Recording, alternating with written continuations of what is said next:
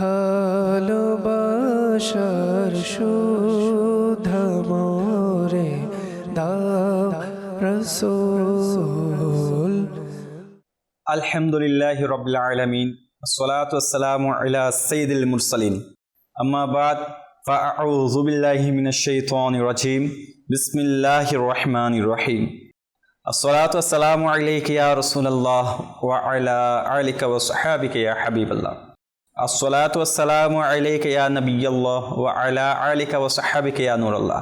মাদানী চ্যানেলের দর্শকবৃন্দ, আরও একবার অনুষ্ঠানে সাদর আমন্ত্রণ জানাচ্ছি। যার নাম সম্প্রীতির কথা, সাথে সাথে যারা দর্শকরা আমাদেরকে দেখছেন সবারই আন্তরিক শুভেচ্ছা কামনা করছি। আলহামদুলিল্লাহ আজ্জাওয়াজাল, আজও ইনশাআল্লাহ আজ্জাওয়াজাল একটি বিষয় নিয়ে আমরা আলোচনা করব।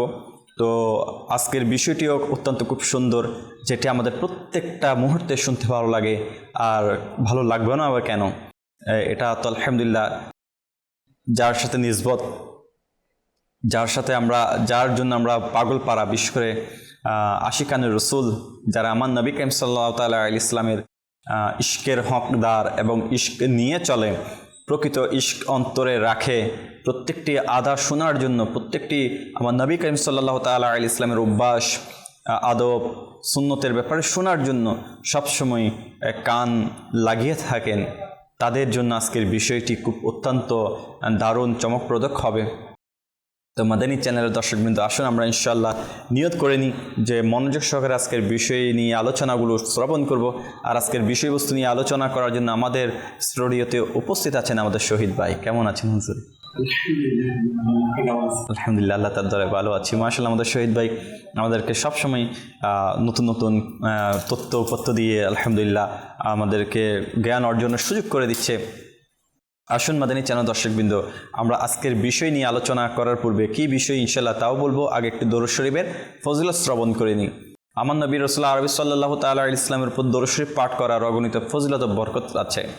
তো প্রিয় ইসলামীরা, আমার নবী করিম সাল্লাল্লাহু আলাইহি ইসলামের উপরে একবারও যদি দরুদ শরীফ পাঠ করা হয়, তার উপর 10টি রহমত নাজিল করা হয়।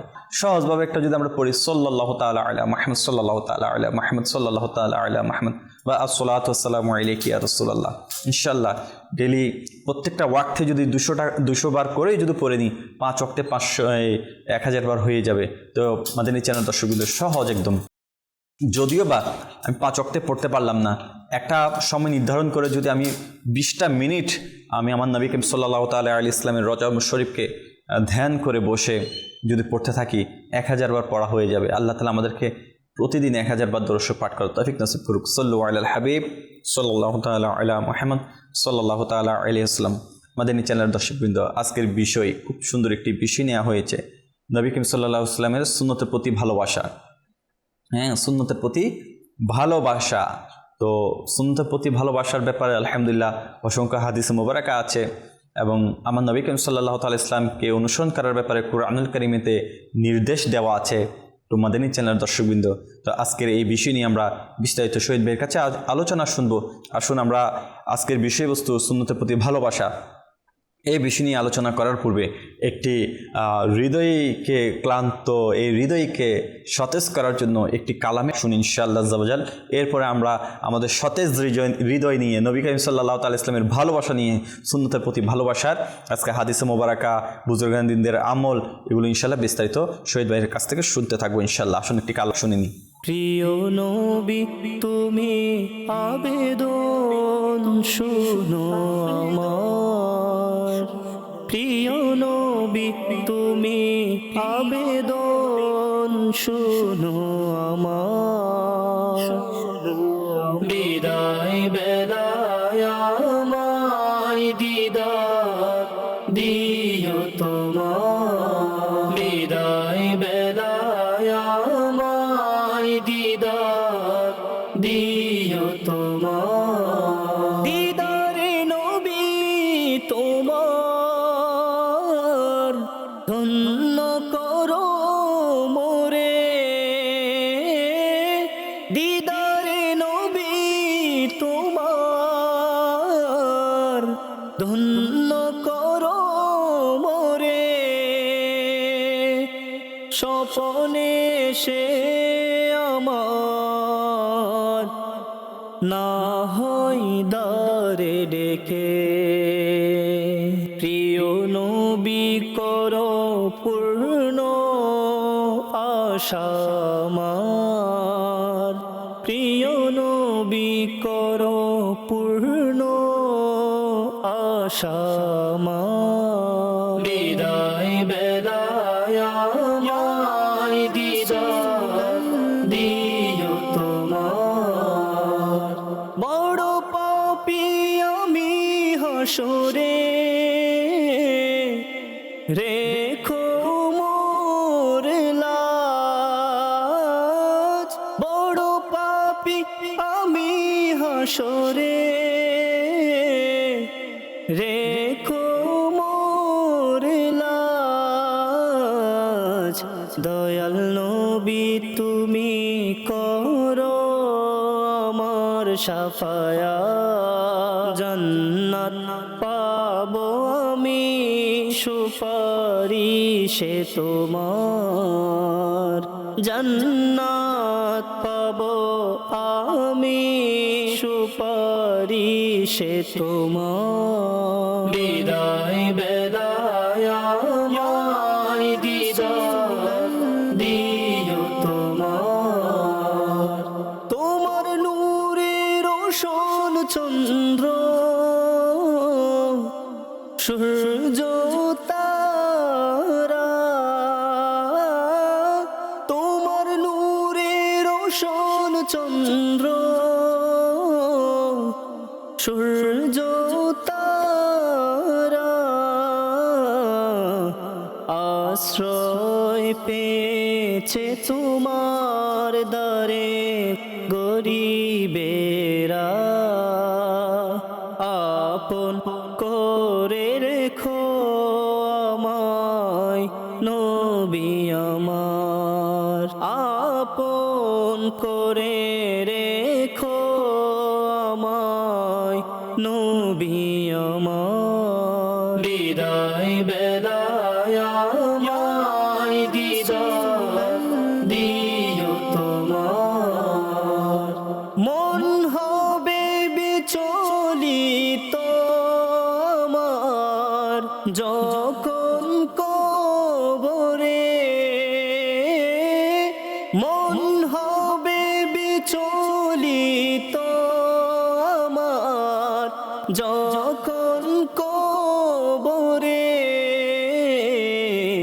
সেথায় প্রিয় নবী দেখতে সমরে, কবর আলোকিত করো নূরে তোমার, কবর আলোকিত করো নূরে তোমার। বিদায় বেলায় আমায় দিদার দিও তোমার, বিদায় বেলায় আমায় দিদার দিও তোমার।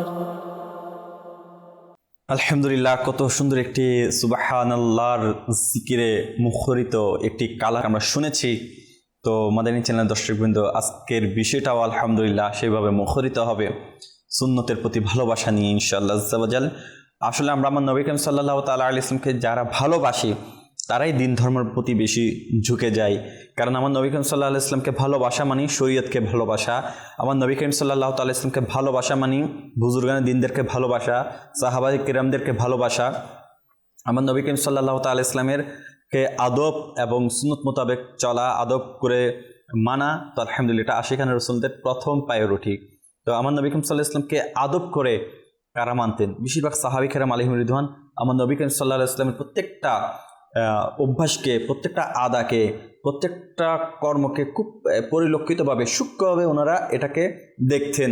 কেন? আমার নবী করিম সাল্লাল্লাহু আলাইহি ওয়াসাল্লাম কী করছেন, কী করছেন না, প্রতিটা জিনিসটা তাদের জন্য অনেক বড় যেন রহমত ছিল। যেমন সাহাবে রসুল বাস জান্নাতের হকদার, জান্নাতের আল্লাহ প্রথম থেকে যিনারা আলহামদুলিল্লাহ আযাওয়াজাল আশারের মুবাশশার বলা হয়, যারা জান্নাতের টিকিট দুনিয়াতে থাকা অবস্থায় আমার নবী করিম সাল্লাল্লাহু তাআলা ইসলামের নুরানি জবান মোবারক থেকে মিম্বার থেকে তাদেরকে জান্নাতের টিকিট যাদেরকে দেওয়া হয়েছে তার মধ্যে ফারুক আজম রাদিয়াল্লাহু তাআলা আনহু একজন। তিনি রাসূল সাল্লাল্লাহু আলাইহি ওয়াসাল্লামের প্রতি এতটাই ভালোবাসা রাখতেন যে রাসূল করিম সাল্লাল্লাহু আলাইহি ওয়াসাল্লাম কোনো জায়গায় নামাজ পড়ছেন, তিনি ঠিক সে জায়গায় গিয়ে নামাজ পড়তেন। রাসূল করিম সাল্লাল্লাহু আলাইহি ওয়াসাল্লাম কোনো পথে হেঁটেছিলেন, তিনিও সেই পথে হাঁটতেন। একবার দেখা গেল তিনি রাস্তার মাঝে হঠাৎ ওঁট থামিয়ে ঘোরালেন। মানুষ জিজ্ঞেস করলো, এটা কেন করলেন? তিনি বললেন, আমি দেখেছি রাসূল করিম সাল্লাল্লাহু তাআলা ইসলাম এখানে ওট ঘুরিয়েছিলেন, তাই আমিও তাই এখানে এটা করলাম। তো প্রিয় ইসলামীরা, এটা হাদিস শরীফের সংক্ষিপ্ত অর্থে বর্ণনা করা হয়েছে বুখারী শরীফের একটি হাদিসে মুবারাকা। তো সুন্নতের প্রতি কেমন ভালোবাসা ছিল তাদের, প্রত্যেকটা অভ্যাসকে আদাকে ওঁট ঘুরিয়েছিলেন। কেন ঘুরিয়েছিলেন? বাস এটার কোনো ওয়াজাহাত নাই, এটার কোনো বিস্তারিত বর্ণনা নাই। বাস তিনি বলেছেন, আমার নবী করিম সাল্লাল্লাহু আলাইহি ওয়াসাল্লাম এখানে ওঁট ঘুরিয়েছেন, সেই জন্য আমি ঘুরালাম। কেমন ভালোবাসা ছিলেন নবী করিম সাল্লাল্লাহু তাআলা আলাইহি ওয়াসাল্লামের সুন্নতের প্রতি। আসেন আরও বিস্তারিত আমরা শহীদ ভাইয়ের কাছ থেকে ইনশাআল্লাহ কুরআনুল কারীমে কী বলা হয়েছে, হাদিসে মুবারাকে কী বলা হয়েছে, সাহাবায়ে কেরাম কীভাবে আমল করেছেন, বুজুর্গান দিনরা কীভাবে আমল করেছেন, আসুন আমরা স্টেপ বাই স্টেপ আমার শহীদ ভাইয়ের কাছ থেকে এগুলো শোনার চেষ্টা করি। জি শহীদ ভাই। আলহামদুলিল্লাহি রাব্বিল আলামিন ওয়াসসালাতু ওয়াসসালামু আলা সাইয়্যিদিল মুরসালিন। আজকের যেটা বিষয় নেওয়া হয়েছে খুবই গুরুত্বপূর্ণ, এক কথায় মুসলমানের জন্য খুবই গুরুত্বপূর্ণ। জি, এক কথায় আমার নবী করিম সাল্লাল্লাহু তাআলা আলাইহি ওয়াসাল্লামের উম্মতের জন্য এটা খুবই গুরুত্বপূর্ণ। সেই বিষয়টা হচ্ছে সুন্নতের প্রতি ভালোবাসা। জি, সুন্নতের প্রতি ভালোবাসা, এটার ফজিলত কেমন, এটার বরকত কেমন, জি, এটার ফায়দা কেমন। আপনি কোরআন কারীমের মধ্যে যদি দেখেন, আল্লাহু আকবার, আমার আল্লাহ তাআলা আমার নবীকে কতটুকু ভালোবাসে। আমার নবীজির আদা অভ্যাসকে যদি কেউ নিজের মধ্যে নিয়ে নেয়, আমার নবীজির অনুসরণকারী হয়ে যায়, সুন্নতের অনুসরণ করে, অনুগত্য করে, এটার ফজিলত কেমন, বরকত কেমন। সূরা আলী ইমরানের আল্লাহ তাআলা 31 নম্বর আয়াতের মধ্যে ইরশাদ করতেছেন, যেটা কানজুল ঈমান থেকে অনুবাদ। হে মেহবুব সাল্লাল্লাহু তাআলা আলাইহি ওয়াসাল্লাম, আপনি বলে দিন, হে মানবকুল, যদি তোমরা আল্লাহকে ভালোবেসে থাকো তাহলে তোমরা আমার অনুগত হয়ে যাও, তাহলে আমার আল্লাহ তাআলা তোমাদেরকে ভালোবাসবেন।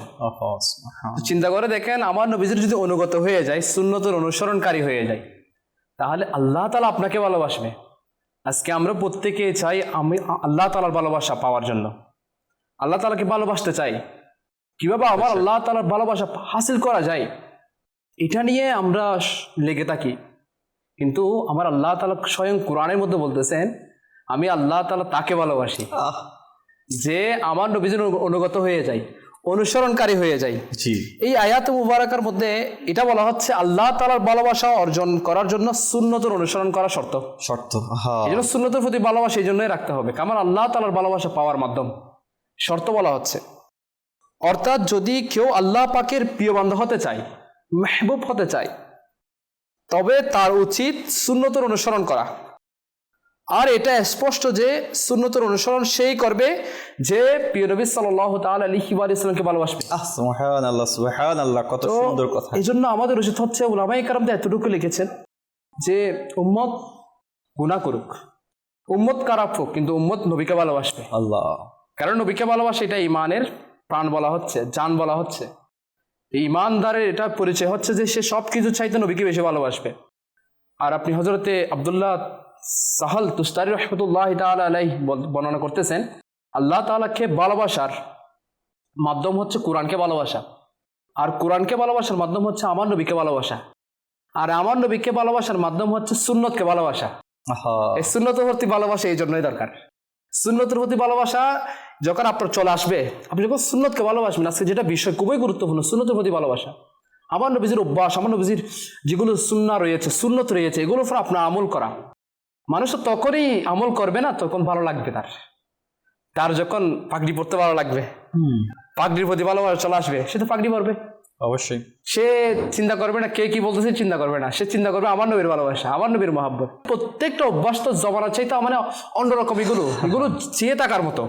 আমার নবীজির সবকিছু, আমার নবীজির বাবলি চুলের এগুলো চেয়ে থাকার মতো।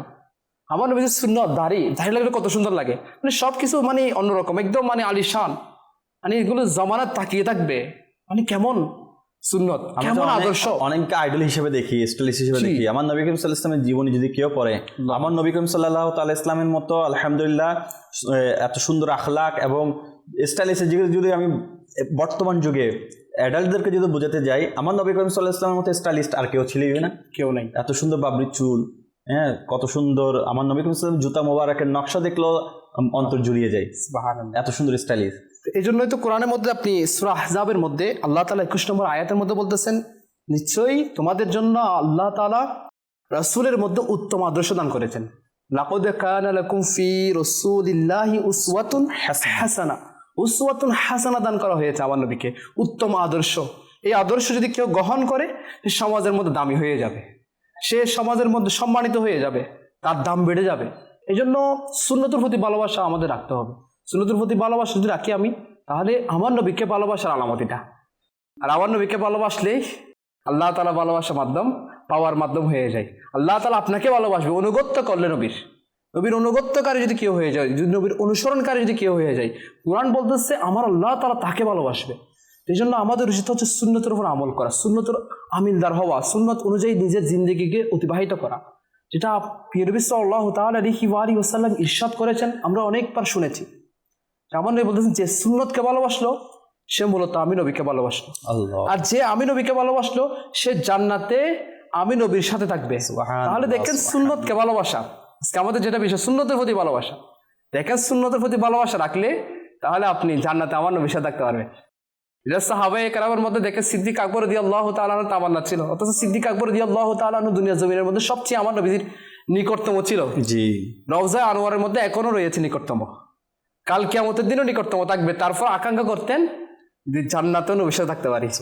আমার নবী বলছেন জান্নাতে আমার পাশেই থাকবে সিদ্দিক আকবর। তারপর আকাঙ্ক্ষা ছিল, এটাই হচ্ছে ইশকে রাসূল, এটাই হচ্ছে আমার নবীর মহাব্বত। তো এখানে আমার নবী নিজে বলে দিচ্ছেন আমাদেরকে, যদি সুন্নতকে যদি ভালোবাসো তাহলে জান্নাতে আমি নবীর সাথে জান্নাতে থাকতে পারবে। কারণ উলামায়ে কেরাম লিখতেছেন, কাল কিয়ামতের দিন আল্লাহ তাআলার কাছে যাওয়ার জন্য আমরা নবীর সুপারিশ নিয়ে যেতে হবে। আমার নবী যদি আমাদের পক্ষে সুপারিশ করে, আমার আল্লাহ তাআলা আমাদেরকে মাফ করে দিবে। আর যদি আমার নবী যদি মুখ ফিরিয়ে, যদি কাল কিয়ামতের দিন যদি আমার নবী মুখ ফিরিয়ে নেয়, তাহলে আমি আমার আল্লাহ তাআলার দরবারে কি নিয়ে যাব? নবী তো রয়েছে আমাদের সাহারা। নবী যদি মুখ ফিরিয়ে নেয়, তাহলে আমার আল্লাহ তাআলা কখনো আমাদেরকে জান্নাত দিবে না। কারণ নবীকে নিয়ে আমরা যাব আর আমার নবী আমাদের পক্ষে সুপারিশ করবে, তখন আমার আল্লাহ তাআলা আমাদেরকে মাফ করে দিবে। কিন্তু নবী যদি আগে থেকে মুখ ফিরিয়ে নেয়, আমার নবী করিম সাল্লাল্লাহু তাআলা আলাইহি ওয়াসাল্লাম, আমরা সুন্নত থেকে দূরে থাকার কারণে, আমার নবীকে অনুসরণ না করার কারণে, আমার নবী করিম সাল্লাল্লাহু আলাইহি ওয়াসাল্লাম যদি আমার থেকে মুখ ফিরিয়ে নেয়, তাহলে আমাদের কি অবস্থা হবে? এই জন্য আমাদেরকে সুন্নতের উপর আমল করতে হবে, সুন্নতের প্রতি ভালোবাসা রাখতে হবে, সুন্নত অনুযায়ী নিজের জিন্দেগিও অতিবাহিত করতে হবে। কারণ আমার নবী বলতেছেন, যে সুন্নতকে ত্যাগ করলো সে আমাদের দলভুক্ত নাই। এই জন্য সাহাবায়ে কেরাম আলাইহিম রিদওয়ানকে দেখবেন, আমার নবী করিম সাল্লাল্লাহু আলাইহি ওয়াসাল্লাম সুন্নতের উপর এমন আমল ছিল। শুধু এতটুকু আমল না, আমার নবীজি যেটা সুন্নত বলে নাই, আমার নবী করেছে, সেটাও সাহাবায়ে কেরাম আমল করতেন। আপনি উসমান রাদিয়াল্লাহু তাআলা আনহু একদিন ওযু করে মুস্কি হাসতেছেন, হাদিসের মধ্যে এসেছে। তো মুস্কি হেসে নিজে বলতেছেন, আমি কেন মুস্কি হাসতেছি জানো? তখন বলতেছেন, আমার নবীজি একবার এভাবে উযু করেছেন আর মুস্কি হেসেছেন, আর আমাকে জিজ্ঞেস করেছেন, হে উসমান রাদিয়াল্লাহু তাআলা আনহু, আমি কেন মুস্কি হেসেছি জানো? এই জন্য আজকে আমি তোমাদেরকে জিজ্ঞেস করতেছি। দেখেন কেমন মিল আমার নবীর সাথে। আমার নবী যেভাবে জিজ্ঞেস করেছেন, যেভাবে উযু করে মুস্কি হেসেছেন, আবার যেভাবে জিজ্ঞেস করেছেন, এভাবে উসমান রাদিয়াল্লাহু তাআলা আনহু উযু করেছেন, মুস্কি হেসেছেন, আবার জিজ্ঞেস করতেছেন, আমি কেন মুস্কি হেসেছি জানো? তখন ওরা বলতেছে, কেন? বলছে, আমার নবী এইভাবেই আমল করেছেন, এই জন্য আমি আজকে এইভাবে আমল করতেছি। দেখেন কেমন সাহাবায়ে কেরামের আন্দাজ, কেমন সাহাবায়ে কেরামের মহাব্বত। তবে আপনি দেখেন হযরত আনাস রাদিয়াল্লাহু তাআলা আনহু বলছেন, আমি বেশি পরিমাণে কদু শরীফ খেতে পছন্দ করি। লাউ যেটাকে বলা হয় কদু শরীফ, এটা খেতে আমি বেশি পছন্দ করি। কারণ কেন? আমি একবার দেখেছি আমার নবীকে এক দর্জি কি দিয়েছেন, দাওয়াত দিয়েছেন। এখানে রুটি ছিল, মাংস ছিল, এখানে আবার কদু শরীফও ছিল। আমার নবীজি কদু শরীফগুলোকে বেছে বেছে খাওয়া শুরু করলেন। সুবহানাল্লাহ। আমি তখন থেকে বেশি বেশি কি খাই, কদু শরীফ মানে লাউ খাওয়া শুরু করে দিয়েছি। দেখেন মানে আমার নবীজির মানে খাওয়া কেউ মানে তারা কেমন অনুসরণ করতেন। এভাবে যদি আপনি দেখেন, আমার ইমাম আহলুস সুন্নাত আলা হযরত রাহমাতুল্লাহি তাআলা আলাইহি, ইমাম ইশকে মুহাব্বতের জিন্দেগির মধ্যে রয়েছে। একবার ইমামে ইশকে মুহাব্বত আলা হযরত রাহমাতুল্লাহি তাআলা আলাইহিকে দাওয়াত দেওয়া হয়েছে। যখন দাওয়াত দেওয়া হয়েছে তখন দেখতেছে এখানে শসা দেওয়া হয়। খাবারের মধ্যে যখন খাবার পরিবেশনের আগে শসা দেওয়া হয়, তো অনেক সময় দেখা যায় আমরা কি করি, এগুলো সবাইকে দিয়ে দিই, একটা একটা করে 2টা 3টা করে দিয়ে দিই। আবার আল্লাহ হযরত কি করতেছেন, সবাইকে যখন দিচ্ছেন তখন একটি খেলেন, যখন খেলেন তখন তিতা মানে তিক্ত লেগেছে এটাকে, তখন তিনি আরেকটা খেলেন। এভাবে 2-3টা যখন খাওয়ার পর দেখতেছেন এগুলো তিতা রয়েছে, তিক্ত রয়েছে, তখন ইনি সবগুলো খেয়ে ফেললেন যা ছিল। এমনি বেশি দেওয়া হয় না, একটা প্লেটের মধ্যে দেওয়া হয় যেন সবাই একটা একটা করে খেতে পারে, দুটো করে খেতে পারে, সব খেয়ে ফেললেন। তখন সবাই চিন্তা করতেছে, হুজুর তো আমাদেরকে দেওয়া ছাড়া খাই না, আজকে সব খেয়ে ফেললো। জিজ্ঞেস করতেছে, তখন বলতেছেন আমি এই জন্যই খেয়ে ফেলেছি, আমি একটা নিয়েছি দেখতেছি তিতা, আরেকটা নিয়েছি এটাও দেখতেছি তিক্ত রয়েছে, এটার মধ্যে তিতা রয়েছে। আমি চিন্তা করলাম যখন তোমরা এটা তোমাদের কালের মধ্যে দিবে, জিব্বার মধ্যে দিবে, তোমরা তিতার কারণে তু বলে ফেলে দিবে। আর আমার নবীজি শসা খেতে পছন্দ করতেন, আমার তো এটা পছন্দ হবে না, তোমরা আমার সামনে আমার নবীজির এই শসা পছন্দর খাবারকে তোমরা তু বলে ফেলে দিবে, এটা আমি আলা হযরতের সহ্য হবে না। দেখেন কেমন ইশকে রাসূল। এই জন্য তো আমির আলাইহিস সালাম দামাত বরকাতুহু আলী রাহমাতুল্লাহ বলতেছেন, তেরে সুন্নতু পে চল কর মেরি রূহ জব নিকল কর, মানে এটাই তো হতে হবে, মানে আমি তো সুন্নতের উপর এমন আমলদার হব, এমন ভাবে আমি অনুসরণ করব, সুন্নতের প্রতি আমার এমন মহাব্বত থাকবে, মৃত্যু চলে আসবে কিন্তু আমি সুন্নতকে ছেড়ে দিব না।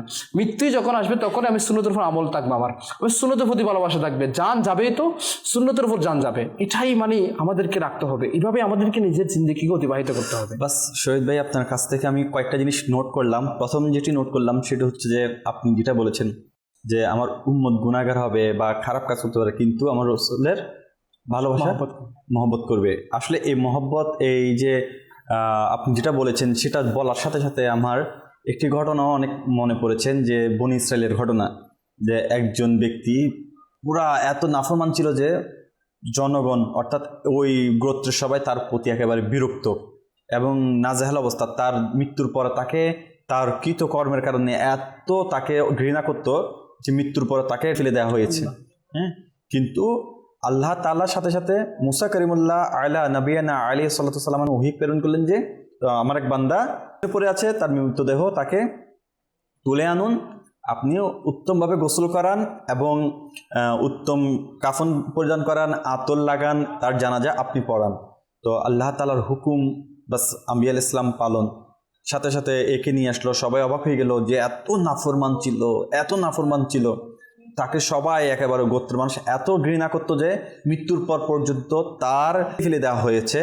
তাকে আম্বিয়া আলাইহিস সালাম তুলে এনে সুন্দরভাবে গোসল করিয়ে, সুগন্ধি মাখিয়ে, আতর মাখিয়ে, কাফনের কাপড় পরিধান করে আম্বিয়া আলাইহিস সালাম জানাজা আদায় করছেন এবং সুন্দরভাবে তাকে কবরস্থ করছেন। এর ব্যাপার যখন গোত্রের মানুষ জানতে চায়, তখন মুসা আলাইহিস সালাম আল্লাহ তাআলার কাছে আরজ করলেন, এ আল্লাহ আযজা ওয়া জাল, এ বান্দা তো সবাই সাক্ষ্য দিচ্ছেন নাফরমান ছিল, অনেক নাফরমান ছিল। তখন আল্লাহ তাআলা বলছে, সে আমার অনেক নাফরমানি করতো, সে বান্দাদেরকে খুব জ্বালাতো, সব ঠিক আছে, সে আমার জিন্দিগিতে আমার কোনো ফরমানবাদ্দা ছিল না, কিন্তু সে তাওরাত শরীফ যখন খুলতেন তখন আমার আখিরি নবী রাসূল আরবি সাল্লাল্লাহু আলাইহি ওয়াসাল্লামের নাম মোবারক আসতেন, সেখানে চুমু দিত। আর তার সেই অভ্যাসটা, সেই ভালোবাসাটা আমার এত পছন্দ হয়েছে যে তাকে আমি দুনিয়াতে থাকতেই জান্নাতের ঘোষণা দিয়ে দিচ্ছি বা জান্নাতি বানিয়ে ফেলেছি। হ্যাঁ, তো দেখেন আপনি যেটা বলেছেন সাথে সাথে আমার ওটাই মাথায় এসেছে যে গুনাহ হতে পারে, নাফরমান হতে পারে, কিন্তু আমার রাসূলকে ভালোবাসলে তার মানে এই নয় যে আমি ফরজ হুকুমকে বাদ দিয়ে দিব। ফরজ হুকুমের তো আমার নবীকে যারা ভালোবাসবে তারা তো কখনো ফরজ থেকে নিজেকে বিমুখ রাখবেই না।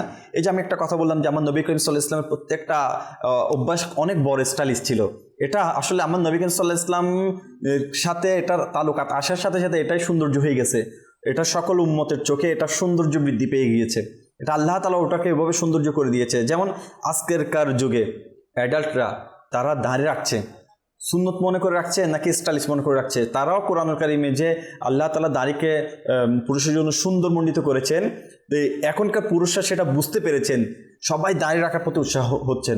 কিন্তু সেটা যদি সুন্নত মোতাবেক রাখতো বা সুন্নত বলে রাখতো, এখন তো দাঁড়িয়ে রাখা হচ্ছে স্টাইলিশ মনে করে, কারণ এটা অনেক বড় একটা সৌন্দর্য বৃদ্ধি করে। কিন্তু এই সুন্নতটাকে আমরা স্টাইলিশ মনে করে রেখে আমরা এই সুন্নত নিয়ে অনেক গুনাহ করছি। কিন্তু আমরা যদি এটা সুন্নত জানিয়ে রাখতাম এবং আমার নবী করিম সাল্লাল্লাহু আলাইহি ওয়াসাল্লামের সুন্নত মোতাবেক দাঁড়িয়ে রাখতাম, তাহলে এই দাড়ি মোবারক আমাদেরকে গুনাহ করা থেকে বিরত রাখতো, খারাপ কাজে যাওয়া থেকে লজ্জা, আমাদেরকে অন্তর লজ্জা দিয়ে দিত কোনো গুনাহ করার কোনো খারাপ কাজ করার পূর্বে চিন্তা করতাম, আল্লাহ আমি তো রসুলের সুন্নাত রেখেছি, এটা নিয়ে আমি গুনাহ করতে গেলে তো মানুষ আমার রসুল ইসলামের উপরে আল্লাহ মাফ করুক মানে কথা বলবে। তো সেজন্য এই যে আমার নবী করিম সাল্লাল্লাহু তাআলা আলাইহি ইসলামের সুন্নত মোতাবেক চলা, সুন্নত নিয়ে চলা, সে অনেক গুনাহ থেকে বেঁচে থাকতে পারে।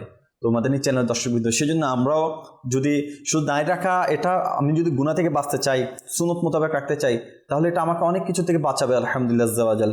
সেজন্য আমি আপনাদেরকে অনুরোধ করবো, মাদানী চ্যানেল দর্শকবৃন্দ, সুন্নতের প্রতি ভালোবাসা রেখে সর্বপ্রথম দাড়িটা রাখার নিয়ত করুন ইনশাআল্লাহ। এটার কারণে আপনি অনেক গুনাহ থেকে বাঁচতে পারবেন, অনেক কিছুই করতে পারবেন। তো আল্লাহ তাআলা আমাদেরকে বুঝার তৌফিক নসিব করুক।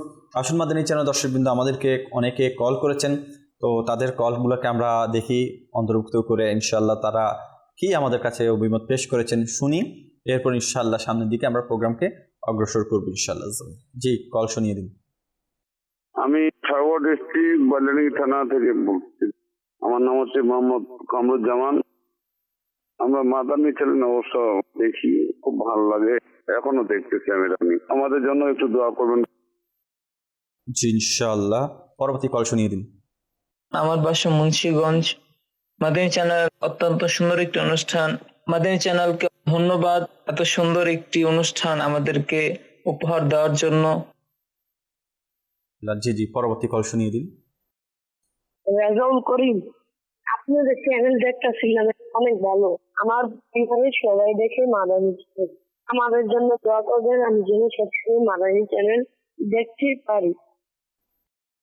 আল্লাহ তাআলা সবাইকে মাদানী চ্যানেল কিছু সময় হলো দেখার তৌফিক নসিব করে দিক, কারণ মাদানী চ্যানেলের মাধ্যমে আপনার কোনো না অজানা তথ্য জানা হবে, এবং বাস ইবাদতের দিকে ইলমি অর্জনের নিয়তে যদি আপনি বসেন, ইলম অর্জনের নিয়তে যদি বসেন, অল্প সময়ে যদি আপনি ইলম অর্জন করেন, তাহলে হাজার নফল নামাজ আদায় করার সওয়াব পাবেন, হাজার রোগী দেখার সওয়াব পাবেন, হাজার জানাজা নামাজ আদায় করার সওয়াব পাবেন। তো প্রিয় ইসলামীরা, অল্প সময় দেখলেও যদি এত সওয়াব পাওয়া যায়, তাহলে মাদানী চ্যানেল আমরা দেখবো না কেন? ইনশাআল্লাহ, যারা এত ব্যস্ত, বেশি ব্যস্ত, তাদেরকে বলবো 12 মিনিট হলো মাদানী চ্যানেল দেখেন।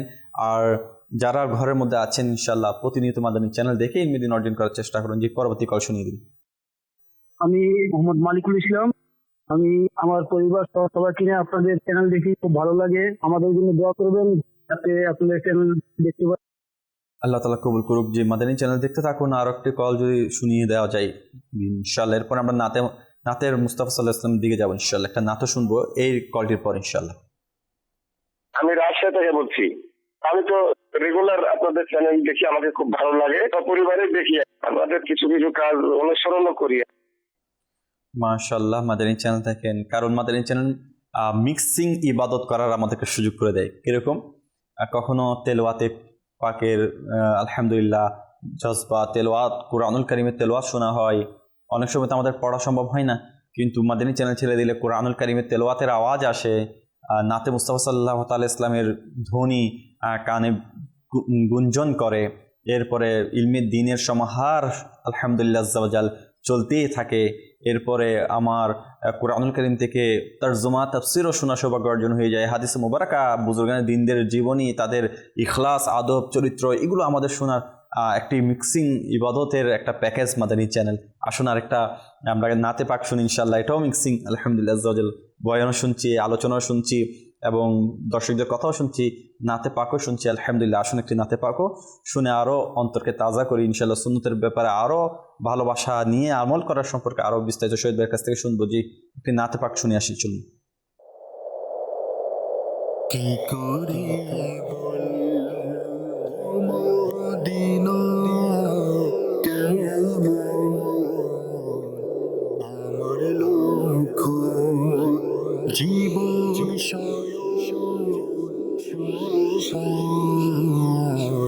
কি করে বলবো মদিনা কেমন আমার লক্ষ্য জীবন শয়ন স্বপন কি করে বলবো মদিনা ছেড়ে যাব আমি কোথায় মদিনা ছেড়ে যাব আমি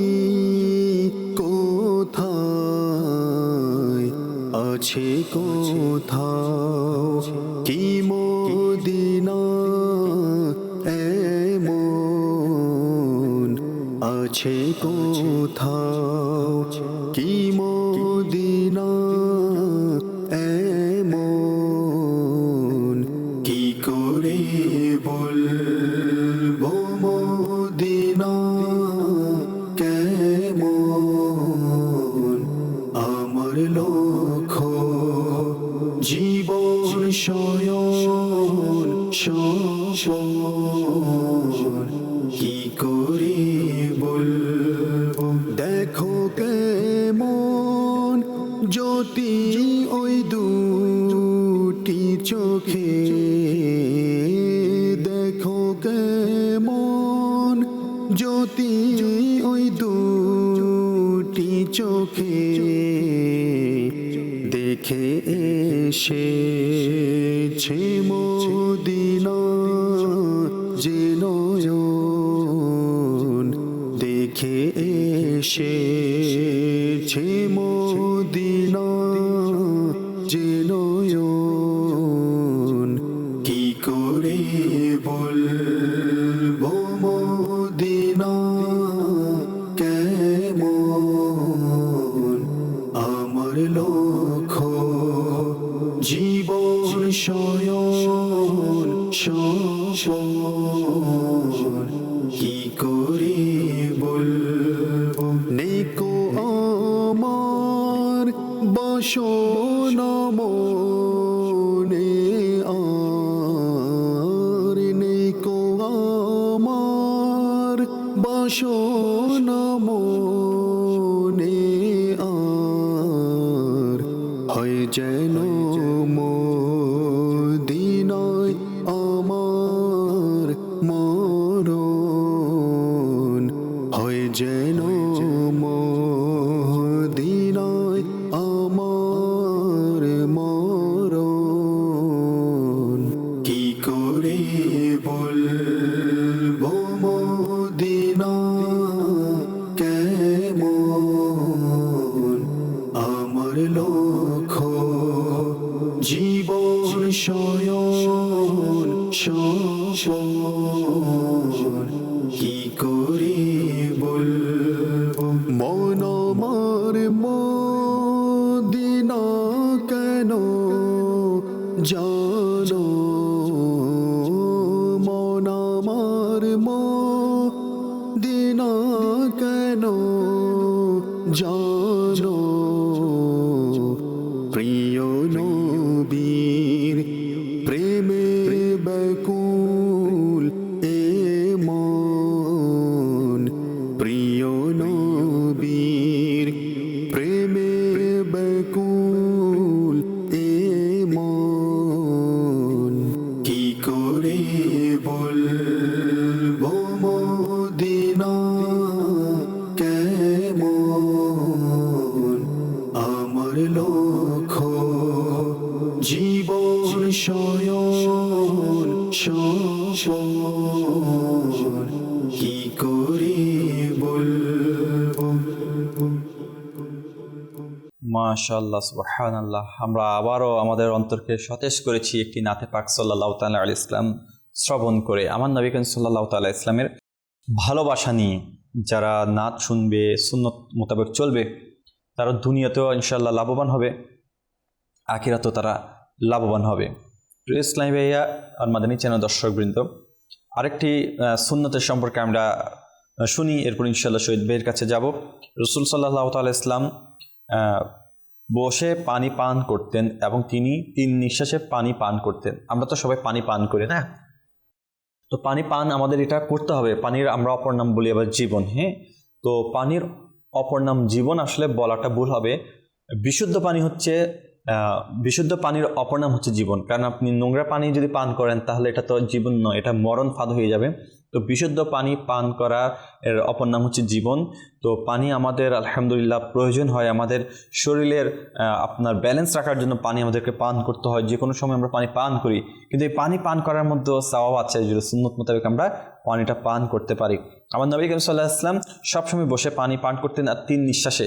3 ঢোকে না, অনেকে ঢোক আর নিঃশ্বাসের মধ্যে গুলিয়ে ফেলে। নিঃশ্বাস হচ্ছে যে আপনি পানি পান করেছেন এক নিঃশ্বাসে, যে কয়েকটা ঢোক আপনি নিতে পারেন, নিবেন, সমস্যা নেই। এরপরে গ্লাসটা সরিয়ে আবার নিঃশ্বাস নেবেন, আবার নিঃশ্বাস, আবার পানি পান করবেন, আবার নিঃশ্বাস নেবেন, আবার পান করবেন, এভাবে 3 নিঃশ্বাসে। এক সাহাবী বলেন, আমি চেষ্টা করি যেন আমি পানি খাওয়ার সময়, পানি পান করার সময় রাসূল সাল্লাল্লাহু আলাইহি ওয়াসাল্লামকে অনুসরণ করি। তো প্রিয় ইসলামীরা, পানি পান করা এটি এখানে শুধু পানি পান করার মধ্যে একটি সুন্নত নয়, 6টি সুন্নত ইনশাল্লাহ রয়েছে। তো আমি এই সুন্নতের বিস্তারিত ইনশাল্লাহ শহীদ ভাইয়ের কাছ থেকে শুনবো। তো আসুন, আল্লাহ তাআলা আমাদেরকে শহীদ ভাইয়ের কাছ থেকে আরও বেশি বিস্তারিত জানার তৌফিক নসিব করে দিক। শহীদ ভাই। জি মাশাআল্লাহ করিম। আসলে আমরা তখনই সফল হব যখন আমার নবীর সুন্নত অনুযায়ী আমাদের জিন্দেগি আমরা অতিবাহিত করব। জি জি, আলহামদুলিল্লাহ। কারণ কোরআনের আপনি দেখবেন অসংখ্য আয়াত, জি, যে বলতেছেন সুন্নত মুবারাকা, পানি খাওয়ার সুন্নত, পানি খাওয়ার 6টি সুন্নত রয়েছে। আপনি 6টি সুন্নতের কথা যদি আমরা বলে রাখি, তাহলে দাঁড়ানো থাকলে আমরা বসে পানি পান করব, আমরা ডান হাতে পানি পান করব, 2টা হয়ে গেল। আমরা দেখে পানি পান করব, 3টা হয়ে গেল। এরপর আমরা বিসমিল্লাহ বলবো, বিসমিল্লাহ, 4টা হয়ে গেল। আমরা 3 ঢুকে পানি পান করব, 3 নিঃশ্বাসে, 3 নিঃশ্বাসে যেটাকে বলা হয়। এরপর আমরা পানি পান করার পর আলহামদুলিল্লাহ বলবো, 6টা হয়ে গেল। এই 6টার উপর আমল করলে ইনশাআল্লাহ করিম আমরা নেকিও পাবো, আর সুন্নতের উপর আমল হবে। আর সুন্নতের যদি আমল হয়, আমরা শুরুতেই শুনেছি আল্লাহ তাআলা আমাদেরকে ভালোবাসবে। কারণ অনেকে ডক ডক ডক ডক করে পানি পান করে ফেলে, এটা তো এটার দ্বারা তো স্বাস্থ্যের দিক দিয়ে গতি রয়েছে। জি। বলা হচ্ছে যদি আপনি আমার নবী কেমন স্বাস্থ্য, মানে কেমন আমার নবীজি, মানে কেমন জ্ঞান আমার আল্লাহ তাআলা আমার নবীকে দিয়েছেন, জি, কেমন বিজ্ঞানী আমার নবী যদি আমরা বলে থাকি। দেখেন আমার নবী 3 নিঃশ্বাস কেন বলেছেন। আমি যদি 1 নিঃশ্বাস শেখাই তাহলে আমার জন্য ক্ষতি হতে পারে। আমার যেগুলো কার্বন ডাইঅক্সাইড যেগুলো বলা হয় বিষাক্ত, যেগুলো অক্সিজেন, এগুলো আমার নাক দিয়ে যাচ্ছে, বের হচ্ছে। আমি যখন 1 ডুবে খাবো তখন এগুলো আমার গ্লাসের মধ্যে পড়বে, আর আমি আবার ওগুলো সেগুলো খেয়ে ফেলতেছি। এখন আমার নবী বলছেন তুমি 1 ডুব খাও, সরাই ফেলো, 1 নিঃশ্বাসে আবার দাও, আবার সরাই ফেলো। তাহলে তোমার এগুলো আর যেগুলো বিষাক্ত তোমার কি রয়েছে, অক্সিজেন রয়েছে, এগুলো তোমার আর গ্লাসের মধ্যে পানির মধ্যে পড়বে না।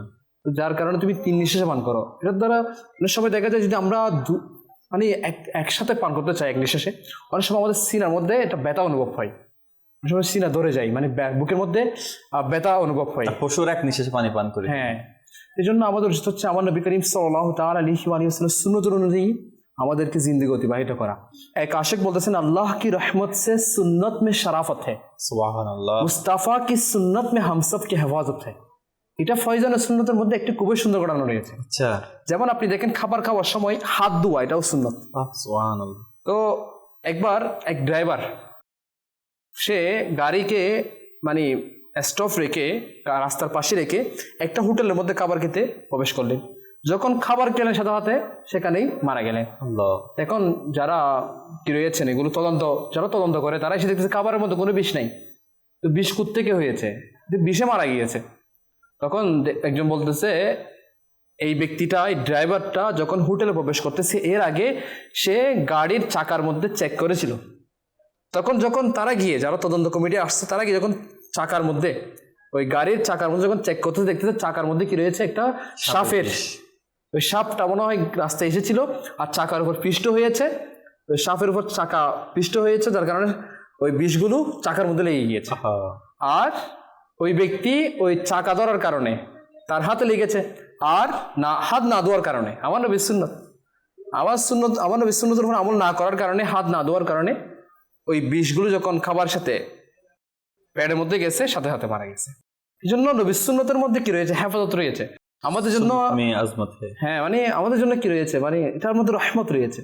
এই জন্য আমাদেরকে নবী সুন্নতের উপর আমল করতে হবে। কারণ আপনি দেখেন কোরআনের মধ্যে অসংখ্য আয়াত, আমি আপনাকে বলতেছি, কোরআনের মধ্যে অসংখ্য আয়াতের মধ্যে আমার আল্লাহ তাআলা এটা বলেছেন যে রাসূলের নির্দেশ মান্য করেছে সে আল্লাহ তাআলার নির্দেশ মান্য করেছে। সুবহানাল্লাহ।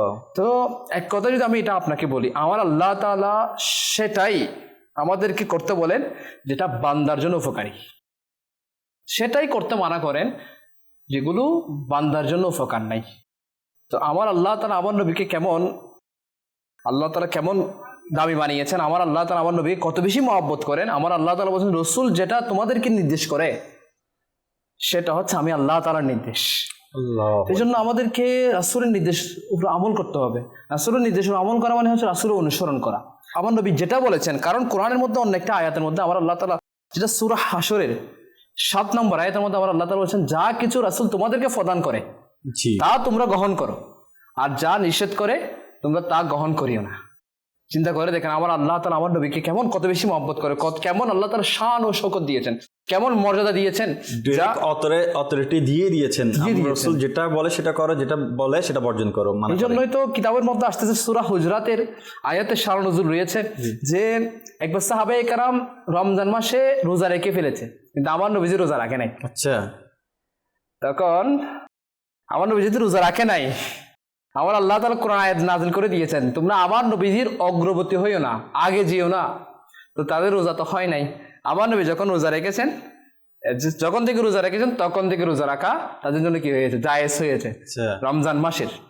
আমার নবীর আগে তারা মনে করে চাঁদ উঠে গিয়েছে, কিন্তু আসলে চাঁদ উদিত হয় নাই, আমার নবী রোজা রাখে নাই, কিন্তু ভালো কাজ। কিন্তু ওই নবীজির অগ্রবর্তী হওয়ার কারণে ওটাও কি হয়ে গিয়েছে, আবার তাদেরকে আমার নবীর সাথে নতুন করে রাখতে হবে, হয়ে গেছে। তো এই জন্য দেখেন কুরবানির সময় একবার সাহাবায়ে কেরাম আমার নবীর আগে কুরবানি করে ফেলেছে। আচ্ছা, তো আমার আল্লাহ তাআলার কাছে এটা পছন্দ হয় নাই। আমার আল্লাহ আয়াত নাযিল করে দিয়েছেন নবীজির অগ্রবর্তী হওয়া যাবে না। তো বলা হচ্ছে যারা আগে কুরবানি করেছেন তাদের কুরবানি হয় নাই, কারণ আমার নবীর আয় কেন করেছে।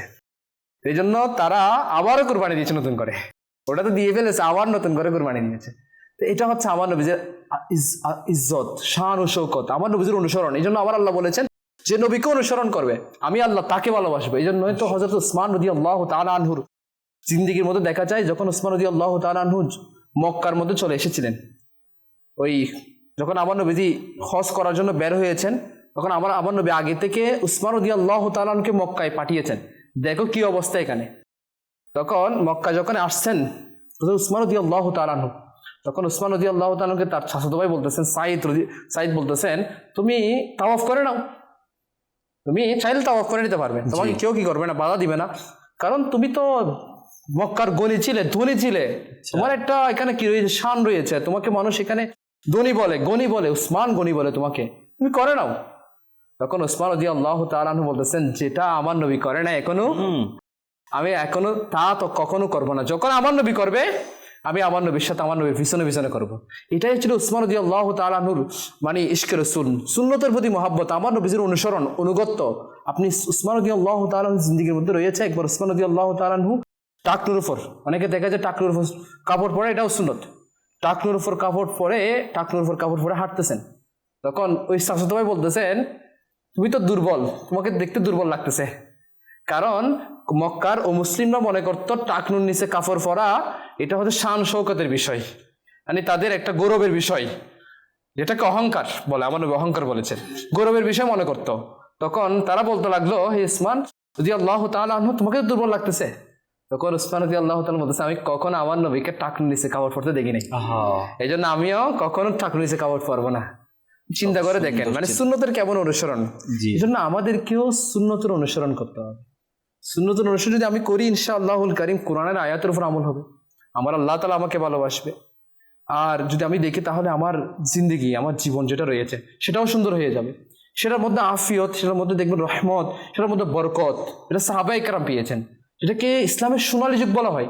আপনি ইসলামের সোনালী যুগের মধ্যে যারা ছিলেন সাহাবী, তাবী, তবে তাবী যারা ছিলেন, ইমাম যারা ছিলেন, তারা বেশি আমার নবীর সুন্নতের উপর আমল করতেন। তারা চুল পরিমাণও আমার নবী, আমরা তো শহীদ ভাই সাহাবার কথা শুনেছি কিতাবের মধ্যে, এদের আমলের কথা শুনেছি, বুজুর্গানা দিন যেগুলা দুনিয়া থেকে পর্দা নিয়েছে তাদেরও সুন্নতের কথা শুনেছি, শুধু শুনেই গিয়েছি, কিন্তু আলহামদুলিল্লাহ জাগ্রত চোখে আমি আমার আমির আল সুন্নতকে দেখেছি সুন্নতের আমলের ব্যাপারে। তো আমার আমির আল সুন্নতের ধরন কেমন একটু যদি বলতেন। আসলে আমির আল সুন্নাত দামাত বারকাতুহু আলিয়া বর্তমান জামানার মহান ইলমি এবং রুহানি ব্যক্তিত্ব, আইনার কথা কি বলবো, আসলে সাদা সিধা আমার নবী বেশি পছন্দ করতেন, আমার নবীজি বেশি পরিমাণে সাদা পড়তেন। যেন দেখবেন আমির আল সুন্নাত দামাত বারকাতুহু আলিয়ার, এই যে আপনার সাথে আমি একটা হাদিস মুবারক একটু শেয়ার করি। রাসূল কারীম সাল্লাল্লাহু আলাইহি ওয়াসাল্লাম সাদা কাপড় পছন্দ করতেন। এক সাহাবী বলেন, আমি আমার কাপড় নির্বাচন করি রাসূল কারীম সাল্লাল্লাহু আলাইহি ওয়াসাল্লামের পছন্দ অনুযায়ী। আর সাহাবা পছন্দ করেন যে নির্বাচন করা যায় আমার নবী করিম সাল্লাল্লাহু আলাইহি ওয়াসাল্লামের পছন্দ অনুযায়ী। সেখানে আমির আল সুন্নাত সবসময় সাদা সিদা ঢিলা ঢালা পাঞ্জাবি কাপড় পরার চেষ্টা করেন, সুন্নত মোতাবেক আমল করার চেষ্টা করেন। কারণ এটাই তো, মানে আমির আল সুন্নাত যেহেতু এত বড় আশিক রাসূল, আজকে গোটা পৃথিবীর মধ্যে ইনি এমন ভাবে সুন্নতের এমন ভাবে ডঙ্কা বাজিয়েছেন, আজকে সারা পৃথিবীর আনাচে কানাচে যে যুবক সুন্নত থেকে দূরে ছিল সেও আজকে সুন্নতমুখী, যে কখনো টুপি পরে নাই সেও আজকে পাগড়ি পরতেছে। মানে যে দাঁড়িয়ে চিন্তা করে নাই, সে চিন্তা করেছে আমি তো শুধু বয়স নিজে আমল করে নাই, অপরদেরকেও আমল করিয়েছেন। মানে এমন আমলদার, এমন আমার নবীর দরবারে কবুল হয়েছেন, কারণ আমার আল্লাহ ভালোবেসেছেন। আমার আল্লাহ যাকে ভালোবাসে জিব্রাইলের মাধ্যমে সমস্ত পৃথিবীর মধ্যে তার ভালোবাসা কি করে দেন, কারণ মুমিনদের অন্তরে ঢুকিয়ে দেন। তো এটাই হয়েছে, কারণ এত বেশি আমার নবী করিম সাল্লাল্লাহু তাআলা আলাইহি ওয়া সাল্লাম সুন্নতের আমল ছিল, এত বেশি ইশকে রাসূল ছিল, এত বেশি আমার নবীর মহব্বত ছিল, সুন্নতের অনুসরণ ছিল। কেনই বা থাকবেন? আপনি সাহাবায়ে কেরামের জিন্দেগির দিকে তাকান। সাহাবায়ে কেরাম হযরত আমির বিন শুআইব রাদিয়াল্লাহু তাআলা বর্ণনা করেন, একবার আমি সোনালী রঙের কাপড় পরে নবীর দরবারে গিয়েছি। তা আমার নবী এটা অসন্তুষ্টি প্রকাশ করলেন। তখন হযরতে আমির বিন শুআইব রাদিয়াল্লাহু তাআলা এটা এনে দেখতেছেন ঘরের মধ্যে আগুন জ্বলতেছে, আগুনের মধ্যে ফেলে দিলেন। আগুনের মধ্যে জ্বলে গিয়েছে। আমার নবীর দরবার আসলেন। আমার নবী বলতেন, তুমি ওই চাদরটা কি করেছো? বলছে, আমি হুজুর ইয়া রাসূলুল্লাহ, আপনি যেহেতু অসন্তুষ্টি প্রকাশ করেছেন, আমি ওই সোনালী রঙের কাপড় এটাকে জ্বালিয়ে দিয়েছি। তখন আমার নবী বলতেন, তুমি তো চাইলে মহিলাদেরকে দিয়ে দিতে পারতে, কারণ মহিলাদের জন্য একটা জায়েজ রয়েছে। বলছেন, ইয়া রাসূলুল্লাহ, আপনি যেহেতু অসন্তুষ্টি প্রকাশ করেছেন, এখানে আমি আর এটাকে রাখি নাই, এটাকে কি করে দিয়েছি। চিন্তা করে দেখেন, মানে এক সাহাবীর হাত থেকে আংটি নিয়ে ফেলেছে, আরে নিয়ে ফেলে দিয়েছে। একজন বলতেছেন, তুমি এটা নিয়ে বিক্রি করে দাও না। বলছেন, যেটা আমার নবী ফেলে দিয়েছে সেটা আমি নেবো না। দেখেন কেমন মহাব্বত। এটাই আমাদের ভিতর থাকতে হবে, যেটা আমার নবী চেয়েছেন। মানে এক কথায় বলে না, যা নবীর পছন্দ তা আমার পছন্দ। কিতাবের মধ্যে এমন একটি ঘটনা আছে, আমার নবী এক সাহাবীর ঘরের পাশে যাচ্ছেন, দেখতেছেন অনেক সুন্দর ঘর, গম্বুজ রয়েছে। আমার নবীজি অসন্তোষ প্রকাশ করলেন। ওই সাহাবী নবীর দরবার আসলেন, এসে বলতেছেন, ইয়া রাসূলুল্লাহ সাল্লাল্লাহু তাআলা আলাইহি ওয়া সাল্লাম বলে আমার নবীকে সালাম দিয়েছেন। আমার নবীজি তার দিকে তাকায় নাই, আবারও সালাম দিয়েছেন দ্বিতীয়বার। তখন আমার নবীজি সালামের উত্তর দেয় নাই। তখন ওই সাহাবী বুঝে গিয়েছে আমার নবীজি মনে অসন্তুষ্টি প্রকাশ করেছে। তখন সাহাবায়ে কেরামের মধ্যে অনেক সাহাবী বলতেছেন, তোমার ঘরের পাশ দিয়ে আমার নবী গিয়েছে, তখন তোমার এত সুন্দর ঘর দেখে আমার নবী তোমার প্রতি অসন্তুষ্টি প্রকাশ করেছে। তখন ওই সাহাবীর ঈমান কেমন ছিল, ইশকে রাসূল কেমন ছিল, মুহাব্বত কেমন ছিল, কেমন আমার নবীকে খুশি করতেন, কেমন আমার নবীর পছন্দকে তারা কেমন দিল ধারণ করতেন। গিয়ে ওই সুন্দর ঘর, ওই গম্বুজওয়ালা ঘরকে ভেঙে মাটির সাথে মিশিয়ে দিয়েছেন। কত সুন্দর। তখন আমার নবী যখন আর দিনের রাস্তা দিয়ে যাচ্ছেন, দেখতেছেন ওই ঘর নাই। তখন সাহাবায়ে কেরাম বলতেছেন, ওই ইয়া রাসূলুল্লাহ, আপনি যে ওইটা অসন্তুষ্টি প্রকাশ করেছেন, এই জন্য সমস্ত ঘরকে মাটির সাথে মিশিয়ে দিয়েছে। তখন আমার নবী এটাই বলেছেন, যতটুকু প্রয়োজন ততটুকু দুনিয়া করো, এবং প্রতিটি নির্মাণ মানুষের উপর বোঝা কঠিন, এই জন্য যতটুকু তোমার প্রয়োজন ততটুকু। যতটুকু মানে অপরাগতা চলে আসলে তাহলে ঠিক আছে, কিন্তু অপরাগতা নাই তাহলে ততটুকু পরিমাণ তুমি দুনিয়াদারি করো, এটা আমার নবী বলেছেন। এই জন্য আমাদেরকে দুনিয়াদারি করতে গিয়ে সুন্নতকে ফেলে দেওয়া যাবে না। আজকে আমরা দুনিয়াদারির দিকে এমনভাবে ঝুঁকে যাচ্ছি, নবীর সুন্নতকে আমরা ছেড়ে দিচ্ছি। আমার নবীর সুন্নত যেটা আমি অনেক সময় বলে যাচ্ছি, আমার নবীর সুন্নত আমাকে অনেক সময় মনে করিয়ে দিতে হচ্ছে। তাহলে আমি কেমন উম্মত, আমি কেমন আশিক রাসূল, আমি কেমন আমার নবীর উম্মত রয়েছি, আমি কেমন মুসলমান, আমাকে আজকে জানিয়ে দিতে হচ্ছে। আজকে আমাকে চেনা যাচ্ছে না মুসলমানের ভিতরে। অথচ আপনি দেখবেন রাইব, পুলিশকে যদি হাজারো মানুষের মধ্যে দাঁড় করিয়ে দেওয়া হয় তাহলে চেনা যাবে এটা পুলিশ, কিন্তু আশিক রাসূলকে 10 জন, মুসলমানকে 10 জনের ভিতরে চেনা যাচ্ছে না। আমি কি সালাম দিব নাকি সালাম দিব না, কারণ তার ভিতর তো আমার নবীর সুন্নাত নাই। যদি তার ভিতরে যদি আমার নবীর সুন্নাত থাকতো, পাগড়ি দাড়ি, যদি আমার নবীর সুন্নাত অনুযায়ী যদি সে চলতো, বর্তমান জমানার আমির আলাইহিস সালাম দামাত বারকাতুম আলিয়া যেভাবে আমাদেরকে শিখিয়েছেন, এভাবে যদি চলতো তাহলে হাজারো মানুষ না, মানে এরকম মানুষের ভিড়ের মধ্যেও বোঝা যেত এটা আশিক রাসূল, এটা মুসলমান। মুসলমান এরকমই হয়, মুসলমানের আকৃতি এরকমই হয়। না হলে আমাকে দেখে 10 জনের মধ্যেও চেনা যাবে না। আমাকে তো অনেক সময় একা থাকলেও চেনা যাবে না যে কি সালাম দিব না কি সালাম দিব না। এই জন্য আমাদের উচিত হচ্ছে আমার নবীর সুন্নতের উপর আমল করা।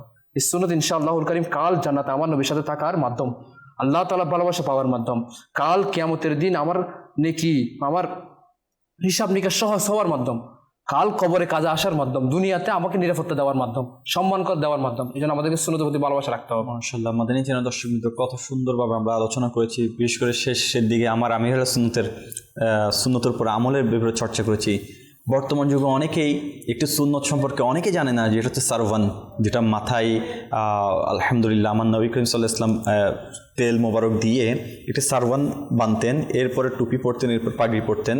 তো এই যুগেও এই সারওয়ানটা কেউ অনেকে আমল করা দূরের কথা, এটা সম্পর্কে অনেকে জানেও না, কিন্তু আমির সুন্নত আলহামদুলিল্লাহ সে তখন থেকে সারওয়ানের আমলটা করে আসছেন।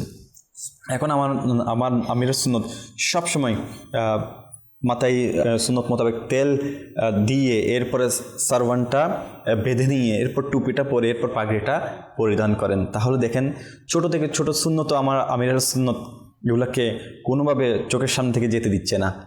খুব সুন্দরভাবে আমল করার এবং করানোর উৎসাহ দিয়ে যাচ্ছেন, সর্বদা এই সুন্নতের উপর আমল করার ব্যাপারে উৎসাহ দিয়ে যাচ্ছেন এবং কালামও লিখেছেন, লোকে হাসি ঠাট্টা করে সুন্নতের আমল দেখে।